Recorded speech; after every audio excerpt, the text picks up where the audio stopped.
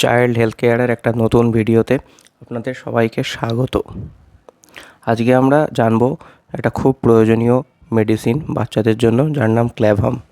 এই ক্ল্যাভাম সিরাপটা কত ডোজে বাচ্চাদের দিতে হয় সেইটা আজকে আমাদের জানতে হবে। তো ক্ল্যাভাম সিরাপের ইউজগুলো কি? এটা ইউজ হয় কানে ইনফেকশানের জন্য বাচ্চাদের, যেটা খুব কমন।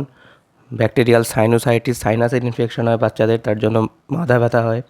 টনসিলে ইনফেকশন হয়, টনসিলাইটিস। যদি নিউমোনিয়া হয়, যদি স্কিনে কোনো রকম ইনফেকশন হয়, চামড়ার ইনফেকশানে, পেচ্ছাপের রাস্তায় যদি ইনফেকশন হয়, দাঁতে যদি ব্যথা হয়, মাড়ি ফুলে যায়, তাহলে এই সিরাপটা ইউজ করা যায়।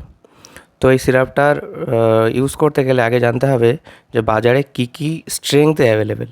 তো এই সিরাপটা দুটো স্ট্রেংথে অ্যাভেলেবেল। একটা হলো 228.5/5 এই স্ট্রেংথে, তার মানে 228.5 mg সিরাপ আছে 5 ml। আর একটা হচ্ছে 457 mg সিরাপ আছে 5 ml। অ্যাকচুয়ালি এইটার ডাবল।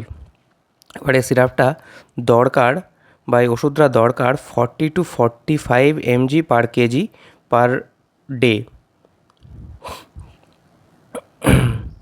তার মানে একটা বাচ্চার ওজন যদি হয় 10 কেজি, যদি বাচ্চার ওজন হয় 10 কেজি, তাহলে যদি ম্যাক্সিমাম ডোজে দিই, এটা হচ্ছে ম্যাক্সিমাম ডোজ 45 mg পার কেজি, তাহলে তার সারাদিনের রিকোয়ারমেন্ট হচ্ছে 10 × 45 mg, তার মানে 450 mg।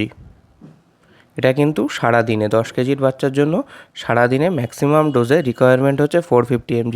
তো এই 450 mg মোটামুটি 457 mg যদি কাছাকাছি সেই হিসাবে করি, তাহলে একটা 10 কেজির বাচ্চার সারাদিনে সিরাপ লাগবে, ক্ল্যাভাম সিরাপটা লাগবে 5 ml। এবার এটা আমরা দিনে দুবারে ভাগ করে দিতে পারি, 2.5 ml করে। 2.5 ml দিনে দুবার খাওয়ার পরে এইভাবে দেওয়া যেতে পারে। আর যদি এই 225 mg এই সিরাপটা যদি নিই, তাহলে এটা লাগবে সারাদিনে 10 ml।